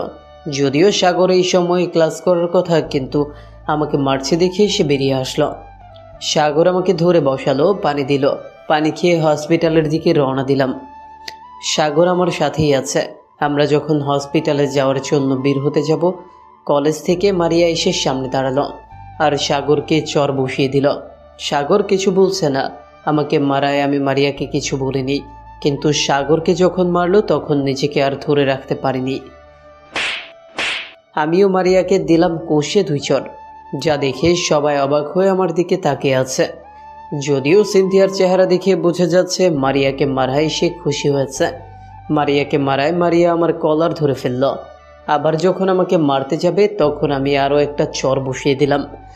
তোর এত বড় সাহস, তুই আমার গায়ে হাত তুললি? জানিস আমি কে? কে তুই? যদিও আগে আপনি করে বলতাম, বারবার যখন মারিয়া আমাদের উপর অত্যাচার করছে তখন আমি আর আপনি করে না বলে সোজা তুই করে বললাম। তুই আমাকে তুই তুকারি করে বলছিস? তোকে তুই বলতেও ঘৃণা হচ্ছে। ছি, কতটা খারাপ হলে মানুষ পশুর মতো আচরণ করতে পারে তা তোকে না দেখলে বুঝতামই না। আমি জানতাম তোর ক্ষমতা আছে বলে একটু ঝামেলা করিস, কিন্তু এখন তো আমার ধারণা পাল্টে গেল। আসলে তুই কেমন জানিস, যখন কোনো দুর্বল মানুষ তোর সামনে আসবে তখন তুই তাকে পশুর মতো মনে করিস। সরি, মনে করিস শুধু তাই নয়, তুই পশুর মতো আচরণও করিস। কেন রে, তোকে কি তোর মা বাপ কিছু শেখায়নি গরিবের সাথে কিভাবে আচরণ করতে হয়? পারলে একদিন গরিব হয়ে দেখ, এই গরিবের লাইফ কতটা কঠিন হারে হারে টের পাবি। ঘৃণা করি তোর মতো মেয়েকে, আর সাথে তোর সাথে যারা চলাচল করে। কি পেয়েছিস তোরা? একটু ক্ষমতা আছে তার মানে তোরা মানুষকে পশু বানিয়ে রাখবে? কাল যদি তোর ক্ষমতা না থাকে তাহলে তোকে এই গরিবরা তোর মতো ব্যবহার করবে না, কারণ তারা মানুষকে সম্মান করতে জানে। আচ্ছা ধরে নে আজ তোর ক্ষমতা নেই, তোর সাথে যারা এখন চলছে তারা কি আর তোর সাথে থাকবে? কখনোই না। তোর ক্ষমতা আছে বলে আজ এরা তোর সাথে আছে। হয়তো তোর ভয়, নয়তো তোর ক্ষমতাকে নিজের স্বার্থে ব্যবহার করতে। কাল সাধারণ মানুষ হয়ে দেখ, দেখবি আজ যারা তোর সঙ্গী তারা আর তোর সাথে থাকবে না। ঘৃণা লাগে তোর মতো মেয়েদের। চাইলে তুই পুরো কলেজে ঘুরে দেখ। 95% ছাত্রছাত্রী তুই না থাকলে কলেজে খুশি থাকে। কেন জানিস? তারা তোকে ঘৃণা করে। তারা হয়তো বলতে পারে না ভয়, পারলে একবার গরিব হয়ে দেখ, দেখবি এই লাইফটা কতটা কঠিন। আর কি বললি আমি ভিখারির বাচ্চা? খ্যাত বস্তির ছেলে? আরে পারলে এই খ্যাত বস্তির ছেলেদের মতো কেউ তোদের ভালোবাসে কিনা দেখ। কেউ ভালোবাসে না, সবাই ভয় তোদের সামনে নিয়ে পূজা করে। আর জানিস এই খ্যাত যখন একটু অসুস্থ হয় তখন পাড়া প্রতিবেশীদের ভিড় লেগে যায় আমাদের বাসার সামনে। কেন জানিস? কারণ এই খ্যাত বস্তির ছেলেগুলোকে সবাই ভালোবাসে। আজ যদি তুই অসুস্থ হয়ে পড়িস তাহলে তোকে কেউ দেখতে যাবে না। হ্যাঁ যাবে দেখতে, কারা যাবে জানিস? তোর মতো কিছু মানুষরূপী জানোয়ার যারা আপন স্বার্থের জন্য তোর চারপাশে ঘুরে। আর কি বললি? ও হ্যাঁ, আমাকে মারার পর যে আমাকে হসপিটালে নিবে তাকে জিন্দা কবর দিবে? আরে তুই কিভাবে ভাবলি যখন তুই যা বলবি তাই হবে? শেষবারের মতো বলছি, ভালো হয়ে যা, সবার ভালোবাসা পাবে। আর এইভাবে থাকলে সবার ঘৃণা ছাড়া আর কিচ্ছু পাবে না। ঘৃণা করি তোর মতো মেয়ে জাতিকে। তারপর চলে এলাম সাগর আর আমি। আমাদের ঘটনাগুলো নিজের চোখে দেখছিল সবাই, আর সবাই অবাক হয়ে তাকিয়ে আছে। মারিয়া আমার ওপর সেই কি রাগ, মনে হয় আমাকে চিবিয়ে খাবে। মারিয়া মনে মনে ভাবলো এই অপমানের জবাব সে দিবে। মনে মনে সে ঠিক করে নিল আমাকে মেরে ফেলবে। আমি আর সাগর বাইরে আসতেই আমার সামনে একজন এসে দাঁড়ালো, যাকে আমি মারার সময় সামনে আসতে নিষেধ করছিলাম। হ্যাঁ, সেও একজন মাফিয়া, আমার বন্ধুও সে, মাহমুদ। মাহমুদ আমার সামনে দাঁড়ালো, আমাকে বলল, এসবের মানে কি? কিছু না, আমি একটু শান্তি চাই। চল হাসপাতালে নিয়ে যাব তোকে। চল। সাগর, মাহমুদ আর আমি হসপিটালে গেলাম। ট্রিটমেন্ট করিয়ে হসপিটালে একটু বিশ্রাম নিলাম। ভাই কি হয়েছে তোর? এখানে কেন? আর আমাদের ছেড়ে হঠাৎ কোথায় হারিয়ে গেছিলি? বলবো পরে, আগে বল তুই এখানে কেন? আমি তোকে ফলো করতে করতে এলাম। মানে তুই আমাকে ফলো করছিলি তাহলে? হ্যাঁ। কখন থেকে আমাকে দেখলি তুই? আমি এটাকে? এটা আমার বন্ধু, আমার সাথে একই কলেজে পড়ে। ওকে, পরে বলবো। তোকে কেমন দেখছি? আচ্ছা আপনি বলেন, আমি বাইরে থেকে আসছি। বলে সাগর বাইরে চলে গেল। এখন বল তুই আমাকে কোথায় দেখলি? আমি একটা মিশনে যাচ্ছিলাম, আমার সাথে উলাপান ছিল। আমি আমার গাড়িটা নিয়েছিলাম, যেটা তুই আমাকে দিয়েছিলি, বুলেট প্রুফ গাড়িটা। আমি ওই গাড়ির পেছনে, বাকিরা ছিল আমার মিশনে যাওয়ার মাঝখানে। বাজারে তোকে দেখলাম, যদিও আমাদের জগতে আমরা দুজন জানি তুই বেঁচে আছিস, কিন্তু কোথায় আছিস তা কেউ জানে না। বাজারে যখন তোকে দেখলাম তখন তুই কোথায় থাকিস জানার জন্য আমি তোর পিছু নিই এবং বাকিদের মিশনে পাঠিয়ে দিই। তোর পেছন পেছন আস্তে আস্তে কলেজে তোর বাসা সবখানে তোকে ফলো করি, যাতে তোর থেকে হারিয়ে যাওয়ার আগে কি হয়েছে জানতে পারি। আর আমি আজকে তোকে ফলো করেছিলাম, আর এসেই দেখি কতগুলো মেয়ে মেরেছে। বাকিটা তুই জানিস। ওই দিকের কি অবস্থা? রাজা ছাড়া রাজ্য যেমন চলে তেমনই চলছে। আমার অবর্তমানে সব দায়িত্ব তো রাশেদের কাছে, তাহলে সমস্যা হওয়ার কথা না। হ্যাঁ, সে তোর মতন করে চালাচ্ছে সব কিছু, কিন্তু তুই, মাত্র তুই। ওকে, আমিও ফিরবো একটু সময় পরে। কখন ফিরবি? আমি তো চেয়েছিলাম 1 বছর পর ফিরবো, কিন্তু মনে হয় না এত সময় অপেক্ষা করতে পারবো। বল সেদিন আসলে কি হয়েছিল? যদি আমি এখন তোকে বলি সেদিন কি হয়েছিল তাহলে তুই রেগে যাবি। আবার যে আমার সাথে বেমানি করেছে তাকেও তুই মেরে ফেলবি। তাই আমি এখন তোকে বলতে পারবো না সেদিন কি হয়েছিল। আমি জানি তোর সাথে কেউ বেইমানি করেছে, কিন্তু কে সে? নাম বল, নিজে গিয়ে আমি তাকে শ্যুট করব। না, তোর কিছু করতে হবে না, যা করার আমি করব। তাহলে বল কে সে যে বেইমানি করেছে? আগে আমাকে কথা দে তুই তাকে কিচ্ছু করবি না। ওকে, কথা দিলাম তোকে আমি কিছু করব না। ওকে, তাহলে শোন, আমি সেদিন রাতে সবাইকে ডেকেছিলাম, আর আবিরকে যে গুলি করেছে তাকেও ধরে নিয়ে আসছিলাম। যখন আমি জোর দিয়ে জিজ্ঞেস করলাম আবিরকে কে শ্যুট করছে জানার জন্য, তখন পেছন থেকে সাকিব আমাকে গুলি ধরে বলল, আমি গুলি করেছি বস, কোন তোকেও গুলি করব। বিশ্বাসঘাতক, আমার খেয়ে আমার পরে আমাকে গুলি ধরলে? সরি ভাই, এই দুনিয়ায় বিশ্বাসের কিছু নেই।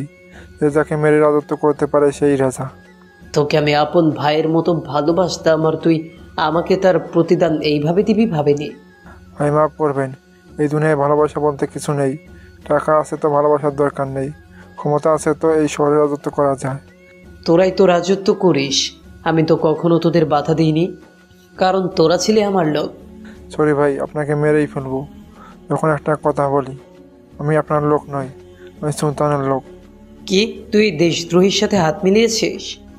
না ভাই, আমি তার দলের লোক ছিলাম। আপনার কাছে আসতে সে আমাকে বলেছে, আর আপনাকে শেষ করে আপনার রাজত্ব আমাকে করতে বলেছে। দেখ সুলতান, এই দেশ সহ বিভিন্ন দেশের গোয়েন্দা সংস্থা শীর্ষ তালিকায় রয়েছে। যে কোনো সময় যে কেউ তাকে ফায়ার করে দিতে পারে, তখন কিন্তু আমি থাকবো তোর পাশে। সরি ভাই, আমি রাজত্ব করলে আন্ডারওয়ার্ল্ড আমার কথা চলবে, যা এখন আপনার কথা চলছে। তুই বেমানি করছিস আমার সাথে? হ্যাঁ ভাই, এই দুনিয়ায় ইমানদারির দাম কেউ দেয় না। ভালো থাকবেন ভাই। বলে সাকিব আমাকে গুলি করে দেয়, কিন্তু সে জানতো না আমি বুলেট প্রুফ জ্যাকেট পরা ছিলাম। আমাকে গুলি করে সাকিব নিজেকে অনেক বড় কিছু মনে করছে। আমাকে গুলি করার পর আমি একটা গেম চাললাম, আমি মরার মতো করে পড়ে থাকলাম। সাকিব মনে করলো আমি মারা গেছি। সাকিব ফুর্তি করতে করতে আস্তানা থেকে বাইরে চলে গেল। আমি একইভাবে পড়ে থাকলাম। সাকিবের সাথে সবাই চলে গেল, কিন্তু ওখানে রাশেদ আসলো। তারা যাওয়ার পরে রাশেদ আমাকে পড়ে থাকতে দেখে আমার কাছে এসে মাটিতে বসে পড়ল। যখন কান্না করতে যাবে, আমি তাকে ফিস ফিস করে বললাম আমি ঠিক আছি, এখন আমাকে এখান থেকে বের হতে হবে যাতে কেউ বুঝতে না পারে। আমি বুলেট প্রুফ জ্যাকেট পরেছিলাম, তাই আমার কিচ্ছু হয়নি। তারপর আমাকে রাশেদ বের করে নিয়ে আসে। আমাকে বাসায় দিয়ে যখন রাশেদ চলে আসবে, তখন আমি তাকে বলি সবাইকে যেন বলে আমি মারা গেছি, কিন্তু কিভাবে তা কেউ জানে না এটা বলতে। আর রাশেদ সবাইকে ওটাই বলে। তারপর আমার বাসার লোক রাশেদ আর তুই সাথে পাঠকরা জানে আমি বেঁচে আছি।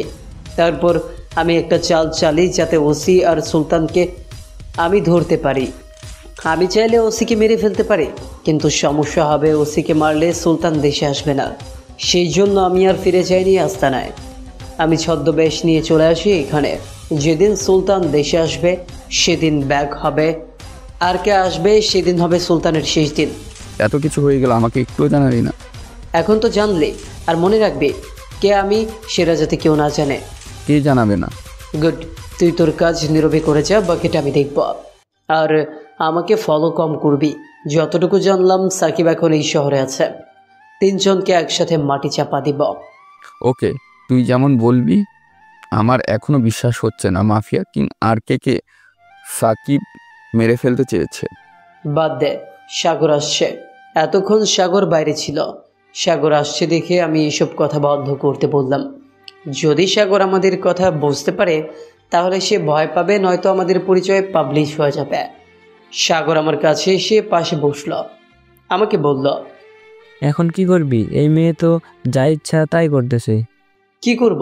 ক্ষমতা আছে তাই করছে, আর আজকে আমি যা দিলাম মনে হয় না আর এমনটা করবে আমার সাথে। এই মেয়েটা কিন্তু এত সহজে অপমান মেনে নিবে না। সেটা না হয় পরে দেখা যাবে, এইসব নিয়ে তুই চিন্তা করিস না।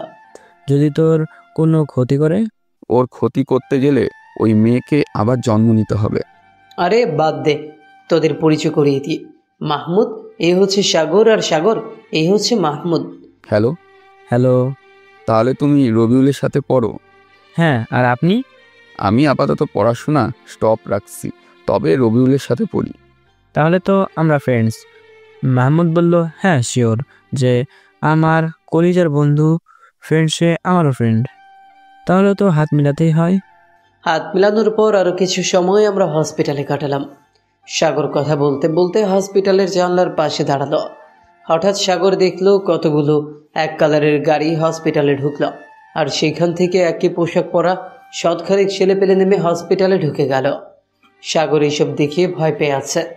এসে সাগর এইসব আমাদের বলল। সাগর অনেক ভয় পেয়ে আছে, মনে করছে এইসব পোলাপান মারিয়ার হলে আজ আমরা শেষ। দেখে মনে হচ্ছে এরা কোনো মাফিয়ার লোক। সবার হাতে রাশিয়ান অত্যাধুনিক অস্ত্র, যা দেখে সাগর বেহুশ হওয়ার অবস্থা। মাহমুদ জানলা দিয়ে দেখলো তারা কারা। তারপর মাহমুদ নিশ্চিন্তে আমার পাশে বসে পড়ল। মাহমুদের এইভাবে বসায় আমি বুঝে গেলাম লোকগুলো মাহমুদের। সাগরকে বললাম ভয় না পেতে। সে চুপ করে বসে আছে। আমরা 3 জন পাশাপাশি বসে আছি। নিচ থেকে পোলাপান আমাদের রুমের সামনে এসে দরজা টোকা দিল, যেটাতে সাগরের অবস্থা আরও খারাপ হয়ে উঠল। তারা দরজা ধাক্কা দেওয়ার সাথে সাথে আমি অপর দিকে ঘুরে শুয়ে পড়লাম যাতে কেউ আমার চেহারা না দেখে। যারা আসছে গান হাতে নিয়ে তারা আর কেউ নয়, তারা হচ্ছে মাহমুদের পোলাপান। তাদের অনেকে আবার আমাকে চেনে, তাই উল্টা দিকে ঘুরে শুয়ে থাকলাম। এদিকে পোলাপান দরজায় ধাক্কা দিতেই মাহমুদ গিয়ে দরজা খুলে দিল। তোমরা এখানে কেন? ভাই আপনি হসপিটালে কেন? আপনার কিছু হয়েছে? না, আমার কিচ্ছু হয়নি। আমার একটা বন্ধুকে একটা মেয়ে মেরেছে, তাকে নিয়ে হসপিটালে আসলাম। ভাই আপনার বন্ধুকে মারছে, তাও একটা মেয়ে? ভাই অ্যাড্রেস দিন, তুলে নিয়ে আসবো। দাঁড়া তোরা, দেখি সে কি বলে। আমার থেকে জানার জন্য মাহমুদ আমার কাছে আসলো। এসে বলল মারিয়াকে তুলে আনবে কিনা। আমি নিষেধ করে দিলাম যাতে তুলে না আনে, দেখি মারিয়া আরও কী কী করতে পারে। অবশ্য কথা বলার সময় আমি অপর দিকে ঘোরা অবস্থায় কথা বলছিলাম, যাতে রানা বা আর কেউ না দেখে। মাহমুদ রানার কাছে গিয়ে বলল তুলে আনতে হবে না, ওই ব্যাপারটা মাহমুদ নিজে দেখবে। ভাই আপনার আজকে একটা মিশন আছে। কি মিশন?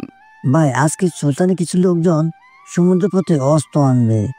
মন্দির সাথে কথা বলছিলাম, সে আমাদের বলল পুলিশের পক্ষে তাদের আটকানো সম্ভব না, তাই এই কাজটা আমি নিলাম। গুড। তোদের নীতি থেকে একটু এদিক ওদিক করবি না, মনে রাখবি দেশের সেবা করাটা আমাদের মূল লক্ষ্য। জি ভাই। অস্ত্র কখন আসবে? ভাই আজ রাত 8টায় অস্ত্র আসবে। আমাদের গুপ্তচর জানিয়েছে অস্ত্রের সাথে 10 জন থাকবে, সবার হাতে গান থাকবে। AK-47 3.62 mm rifle, made in China T-56। ওকে, তাহলে তো আমাদের যেতে হবে। তুই একটা কাজ কর, নতুন ঘরে আরও কতগুলো গান আছে ওগুলো নিবি, আর পুলাপান 15 জন নিবি, যাতে কোনো ধরনের সমস্যা না হয়। মনে রাখবে এই অস্ত্র আসলে দেশের অনেক ক্ষতি হবে। জি ভাই, আমি 15 জনকে রেডি করেছি আমার টিম থেকে। আপনি নিশ্চিন্তে থাকুন, জয় আমাদের শুধু হবেই হবে। তাই যেন হয়। ভাই কিছু মনে না করলে আপনার বন্ধুকে একটু দেখতে পারি? এখন দেখা যাবে না, কারণ সে অসুস্থ, আর সবচেয়ে বড় কথা তোরা ওকে চিনিস। আমরা চিনি, তাহলে দেখতে পারি ভাই? না, তোরা এখন ওকে দেখলে তোদের হাতে 5টা লাশ পড়বে, আর সে চায় ওই লাশগুলো নিজে ফেলতে।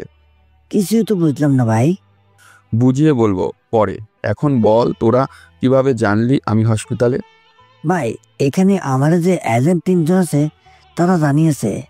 আমি তো মনে করেছি আপনার কিছু হয়েছে, তাই টিম নিয়ে চলে আসলাম। ওকে, এখন তাহলে যা, আজ রাত 8টায় রেডি থাকিস, আমাদের একটু আগেই যেতে হবে। ওকে ভাই, আসি। রানাও তার দল হসপিটাল ছেড়ে চলে গেল। এইদিকে সাগরের প্যান্ট ভিজে যাওয়ার অবস্থা। সাগর মনে মনে বলছে, এ আমি কোথায় আসলাম? কে মাহমুদ আর কে রবিউল, যাদের কথা এতগুলো পোলাপান চলে? রানা চলে যাওয়ার পর মাহমুদ আমার কাছে আসলো। সাগরও পাশে বসা ছিল, যদিও রানা বা কেউ একটু ধমক দিলেই নিশ্চিত সাগরের প্যান্ট ভিজে যেত। এখন চুপচাপ বসে আছে। একটা ঝামেলা হয়ে গেছে। কে? সুলতান আবারও ঝামেলা করছে। যা করার কর, তবে শেষটা আমি করব।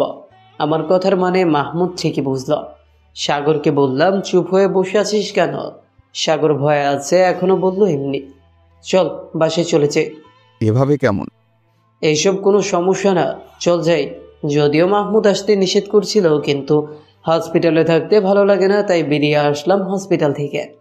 বের হওয়ার সময় অবশ্য হসপিটালে সবাই আমাদের অন্যভাবে দেখছিল। সেদিকে পাত্তা না দিয়ে আমরা চলে আসলাম। হসপিটাল থেকে মাহমুদকে বিদায় করে দিলাম। আমি আর সাগর রিকশায় করে আসতে লাগলাম। সাগর আমাকে বলল, তুই কে? ঠিক বুঝলাম না, তুই জানিস আমি কে? না, আমরা যা জানি তুই তা না। তুই আসলে কে? আমি তোর বন্ধু, কোনো সন্দেহ আছে? আমার বন্ধু তার ঠিক আছে, কিন্তু মাহমুদ কে? আমার বন্ধু। শুধু কি বন্ধু নাকি আরো কিছু? বলতে পারিস অনেক কিছু। মানে হলো মাহমুদ আমার বন্ধু, আবার আমার দেশের একজন রক্ষক। ঠিক বুঝলাম না। মাহমুদ একজন নামকরা মানুষ। বাকিগুলো বলতে গিয়ে থেমে গেলাম। কি হলো, থেমে গেলি কেন বল? পরে বলবো, এখন বলা যাবে না। কখন বলবি? কাল কলেজে গেলে বলবো। এখন বলতে সমস্যা কোথায়? বলছি তো কাল বলবো। ওকে বলিস, রাগ করিস কেন? একটু চুপ থাক। আমরা দুইজন রিক্সা নিয়ে আসতে লাগলাম। এখনও ওই বাইকার আমাদের ফলো করছে। আমরা বাসার দিকে না গিয়ে অন্যদিকে রিক্সা যেতে বললাম, আর একটা বুদ্ধি আটলাম যাতে যারা আমাদের ফলো করছে তারা অন্যদিকে চলে যায়। আমরা রিক্সা করে একটা নির্জন রাস্তায় গেলাম। সাগর বলল, আমরা কোথায় যাচ্ছি? আমিও জানি না কোথায় যাচ্ছি, তবে রিক্সা থেকে নামলে ক্ষতি আছে। কেন, কি হয়েছে? কেউ আমাদের ফলো করছে, তারা আমাদের ফলো করা ছাড়লে আমরা নিচের জায়গায় যাব। কি, এখন কি হবে? ওয়েট, মাহমুদকে জানাচ্ছি। মাহমুদকে ফোন দিলাম, বাইকের নাম্বারটা বললাম। মাহমুদ রানাকে পাঠিয়েছে। কিছুক্ষণ পর রানা নিজের গাড়ি সহ আরও 2টা গাড়ি নিয়ে আসলো। রানা আমাকে যাতে না চেনে মাস্ক পরে নিলাম। রানা গিয়ে বাইকের সামনে দাঁড়ালো। বাইকার 2 জন রানাকে দেখিয়ে পালাতে গেলে রানার পোলাপান তাদের ধরে ফেলে। আমি রিক্সা নিয়ে বাসায় চলে আসি, আর ওইদিকে রানা ওই 2 জনকে ধরে গাড়িতে তুলে ফেলল। তারা কাকে ফলো করছে জানার জন্য রানা রাজধানায় নিয়ে গেল।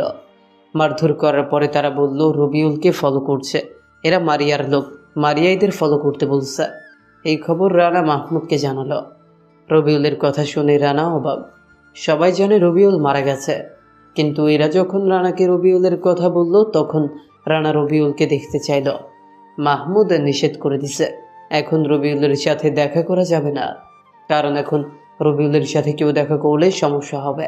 রবিউল বেঁচে আছে এটা সাকিবের কানে চলে যাবে, তাই মাহমুদ নিষেধ করে দিল। তারপর মারিয়ার লোকগুলোকে মেরে মারিয়ার কাছে পাঠিয়ে দিল।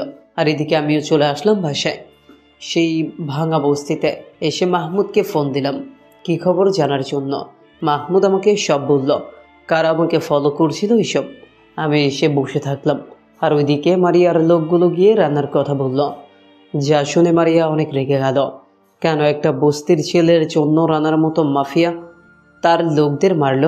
কেন এই বস্তির ছেলের জন্য রানার এত দরদ? কাল কলেজে আসুক, তাহলে এই বস্তির ছেলেকে হারে হারে বোঝাবো মারিয়ার গায়ে হাত তুললে তার পরিণাম কি হয়। আমি সারাদিনের ব্যস্ততায় রাতে তাড়াতাড়ি ঘুমিয়ে পড়লাম। রাতে শিকদার ফোন দিল। মারিয়ার সাথে আমার ঘটে যাওয়া ঘটনাগুলো সাগর শিকদারকে জানালো। শিকদার ঘটনাগুলো শুনে বেশ অবাক। যেখানে শিকদারের মতো বড়লোকের ছেলে মারিয়াকে কিছু বলতেও পারেনি, সেখানে আমার মতো বস্তির ছেলে কিভাবে মারিয়াকে মারল, আবার তাও সবার সামনে। তাই শিকদার আমাকে ফোন দিয়ে আমার মুখ থেকে ঘটনা শুনতে চাইল। আমিও সব বললাম। শিকদার সে কি অবাক, বলার মতো না। ফোন কেটে দিয়ে ঘুমিয়ে পড়লাম। সকালবেলা ঘুম থেকে উঠে আবারও কলেজে গেলাম। দারোয়ান এখন আর আটকায় না। কিক দিছিলাম যে ওটা কাজ হয়েছে। ক্লাস শুরু হতে আর একটু দেরি আছে, তাই বাইরে বসে আছি। সাগর আর শিকদারকে ফোন দিয়ে তাড়াতাড়ি আসতে বললাম। আমি বসে আছি, এখনও সাগর বা শিকদার কেউ আসেনি। বসে বসে অতীত মনে করতে লাগলাম। যাদের জন্য এত কিছু করেছে, আজ তারাই আমাকে কি থেকে কি করলো। তখনই সামনে 5 থেকে 6 জন লোক আমার সামনে এসে দাঁড়ালো। আমি মাথা নিচু করেছিলাম, তাই তাদের পা দেখা যাচ্ছিল। মাথা তুলতেই দেখলাম সবার কোমরে গান আছে। এই অবস্থায় যে কেউ প্যান্ট নষ্ট করে ফেলবে, কিন্তু আমি এসবে অভ্যস্ত। যখন মাথা তুললাম ওদের থেকে একজন বলল, তুই মারিয়া ম্যামের গায়ে হাত তুলেছিলি কাল, আজ তোর সেই হাত আমি কেটে দেব। কি আমি কখন কিভাবে আর মারিয়াকে? বেটার বুদ্ধি আছে, আমাদের সাথে চালাকি করতেছে। আমি কোনো চালাকি করছি না। কে মারিয়া? এই একে ধর তো, মারিয়া ম্যামের কাছে নিয়ে যাই। তারা আমাকে মারিয়ার কাছে নিয়ে গেল। ম্যাম, এই ছেলেটা নাকি যে আপনাকে কাল অপমান করছিল? হ্যাঁ, এই ছেলেটা। এই খ্যাতটাকে আজ এমন মার দিবি যাতে আর পৃথিবীর আলো না দেখে। মারতে মারতে মেরেই ফেলবি। Okay ma'am. এবার বুঝবি মারিয়ার সাথে কেউ লাগতে আসলে তার কি করে মারিয়া। ও তাই, তাহলে কালকের কথায় আপনার কিছু হয়নি? আজ তোকে আমি নিজ হাতে মেরে ফেলবো, দেখি তুই কি করতে পারিস। ওকে, দেখি তোর সাহস কেমন আমাকে মারবি। তাই তোর মতো একটা পাতি মাস্তান হাসালে রে আমাকে, হাসালে। ইচ্ছে মতো হেসে নে, আজ তোকে আমি মাটির নিচে পুঁতে দিব। ওকে, দেখা যাবে আমাকে কিভাবে কি করিস। এই ওকে নিয়ে আমার পুরাতন গোডাউনে বেঁধে রাখবি, কেউ একটা ফুলের তোড়াও দিবি না। একে যা করার আমি করব। Okay madam. এই চল, আমাকে নিয়ে যেতে চাচ্ছে। আমিও যাওয়ার জন্য সামনে পা বাড়ালাম। গেটের সামনে যেতেই সাগর আর শিকদারের সাথে দেখা। তারা কান্না করার মতো অবস্থা আমাকে এইভাবে দেখে।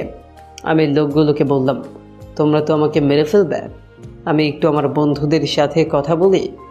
ওকে বলো, 2 মিনিট সময়। মনে মনে বললাম, শালা জেলখানায় আছি মনে হচ্ছে। আমি সাগর আর শিকদারের সামনে গিয়ে বললাম, তোরা চিন্তা করিস না, আমি খুব তাড়াতাড়ি ফিরে আসব। তোদের একটা নাম্বার দিচ্ছি, ফোন করে বলবি আমাকে কিডন্যাপ করা হয়েছে, আর নাম্বারটাও দিবি।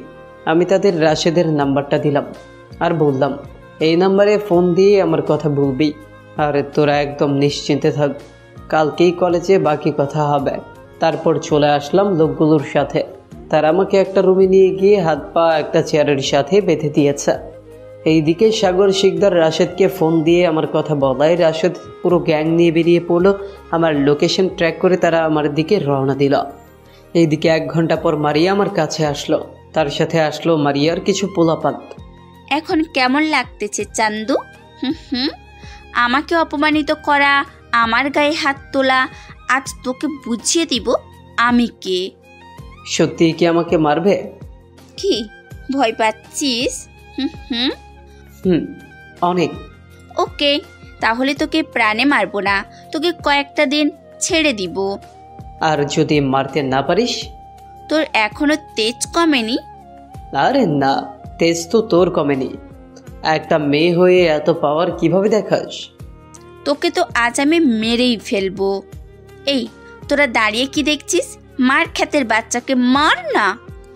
আমাকে মারার জন্য মারিয়ার লোকগুলো সামনে আসতেই আমি চেয়ারটা টেনে ভেঙে ফেলি আর ওই চেয়ার দিয়ে লোকটার মাথায় মারি। লোকটার সাথে সাথে অজ্ঞান হয়ে যায়। লোকটাকে মারছি দেখে মারিয়া আরও রেগে উঠল। বাকি লোকদের বলল যাতে সবাই একসাথে আমাকে মারতে আসে। সবাই আমাকে মারতে আসতে লাগলো। আমিও কম কিসে আগের জনকে পেটে কিক, পরের জনকে মুখে, পরের জনকে কোমরে, পরের জনকে মাথায় কিক দিয়ে শুইয়ে দিলাম। সবাই মাটিতে শুয়ে গড়াগড়ি করতে লাগলো। আমার মারের স্টাইল দেখে মারিয়া অবাক। যেখানে ট্রেনিং প্রাপ্ত গুন্ডারা আমাকে মারতে আসলো সেখানে উল্টো আমি তাদের মেরে শুইয়ে রাখছি। মারিয়া ভাবতে লাগলো কি চাইলাম কি হলো, আসলাম মার দিতে, এখন তো খেতে হলো। কে এই ছেলে যে আমার লোকগুলোকে এভাবে মেরে নিজেই বসে আছে? না না, এভাবে সাধারণ কেউ মারতে পারে না।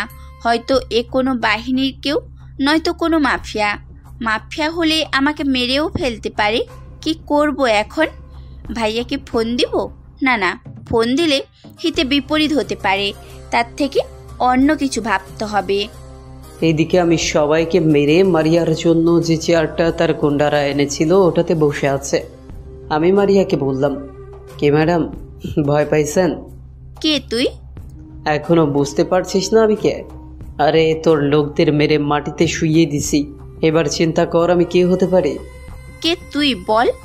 শুনবি তাহলে? হ্যাঁ বল, কে তুই? আমি হলাম খ্যাত ভিকারের ছেলে, বস্তির ছেলে যেগুলো তুই বলিস। জানিস এই ভিকারের ছেলেকে? আরে জানলে তুই কেন তোর মাফিয়া ভাই সাকিব মাটি করে মাটির নিচে ঢুকে যাবে। তোর পরিচয় দে, কে তুই? আমার পরিচয় চাস? তাহলে শোন, আমি হলাম সে যে তোর ভাইয়ের মতো হাজার খানেক মাফিয়া এক পাশে রাখে। আমি হলাম সে 4 পা মুছে দিতে তোর ভাইয়ের মতো হাজার মাফিয়া বসে থাকে। কখন আমি পাটা তাদের দিকে বাড়িয়ে দিই সেই আশায়। আমি হলাম সে যার একটা মেসেজে তোর ভাইয়ের মতো লাখ লাখ মাফিয়া মাটির নিচে চলে যাবে, যাদের লাশও খুঁজে পাবি না। জানিস কি আমি হলাম দ্য মাফিয়া কিং। আর কে বলতেই মারিয়া অজ্ঞান। এদিকে রাশেদ পোলাপান নিয়ে আমি যে ঘরে আছি ওই ঘর ঘিরে রেখেছে। রাশেদ একটা গান নিয়ে রুমের মধ্যে ঢুকলো। চারপাশে দেখতে দেখতে আমি যে রুমে আছি সেই রুমে আসলো। এসেই যখন দেখলো এরা সবাই পড়ে আছে তখন রাশেদ আমাকে এসে জড়িয়ে ধরল। শত হলেও বেস্ট ফ্রেন্ড বলে কথা। তোর কিছু হয়নি তো? এত বড় বুকের পাটা আছে কারো, আমাকে চাইলেই মেরে ফেলতে পারবে। এদের কি মেরে দেব? না, এদের মারলে হবে না, এদের দিয়ে সুলতানকে দেশে আনতে হবে। এখন এদের কি করব? সবাইকে তোর গোডাউনে নিয়ে যা, ওখানে রাখবি সবাইকে। রাতে আমি আসছি, তখন দেখা হবে এদের সাথে। ওকে। তুই একা নাকি? না, পোলাপান আছে, পেছনে ঢুকতে নিষেধ করেছি। ভালো করছিস, আমার কথা জানলে সমস্যা হবে। এখন একটা কাজ কর, আমি ওইদিকে যাচ্ছি, তুই এখানে থাক। আর তোর পোলাপানদের বল এদের নিয়ে যেতে। আর এই মেয়েটাকে চোখে চোখে রাখতে বলবে। এই মেয়েটাই সুলতানকে দেশে আনবে। ওকে। আমি পাশে চলে গেলাম, যাতে রাশিদের কোনো পোলাপান আমাকে না দেখে। আমার পরিচয়টা ততদিন গোপন রাখতে হবে যতদিন সুলতান দেশে আসছে। রাশেদের পোলাপান মারিয়া ও তার লোকজনকে নিয়ে গেল। রাশেদ দাঁড়িয়ে আছে আমার জন্য। পোলাপানকে বলে দিছে তাদের কোথায় রাখতে হবে। চল এবার যাই। কোথায় যাব? আমার সাথে। তোকে অনেক খুঁজেছি কিন্তু পাইনি। না, আমি কাল বিকেলে যাব। চাইলে এখন তুই আমার সাথে ঘুরতে পারিস। ওকে চল। তোর মাস্ক আছে? গাড়িতে আছে। কিন্তু কেন? করোনা অনেক বেশি, তাই মাস্ক পরতে হবে। ওকে পরবো। করোনার জন্য রাশেদকে মাস্ক পরতে বলিনি। রাশেদ অনেক বড় একজন মাফিয়া, তাকে সবাই চেনে, তাই মাস্ক পরতে বললাম। রাশেদ গাড়ি নিতে চাইলো, কিন্তু আমি গাড়ি নিতে দিলাম না। আমরা এখন কলেজে যাব, কারণ সাগর আর শিকদার কলেজে আছে। হয়তো আমার জন্য অনেক চিন্তাও করতেছে। গিয়ে তাদের একটা সারপ্রাইজ দিব। আমি আর রাশেদ রিক্সা নিয়ে কলেজে আসলাম। ভেতরে ঢুকতেই দারোয়ান আটকালো। দারোয়ান যাওয়ার সময় দেখছে মারিয়া আমাকে নিয়ে যাচ্ছে, তাই আটকালো। কি চাই?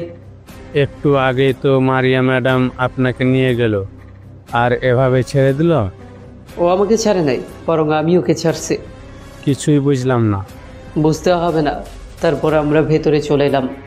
আমি সাগর আর শিকদারকে খুঁজতে লাগলাম। আমি জানি তারা ক্লাস করবে না আমার এই অবস্থা জেনে, তাই চারপাশে দেখতে লাগলাম। হঠাৎ আমার চোখ পড়ে মারিয়ার দলের দিকে। তারা শিকদার আর সাগরকে কান ধরিয়ে দাঁড় করিয়ে রাখছে।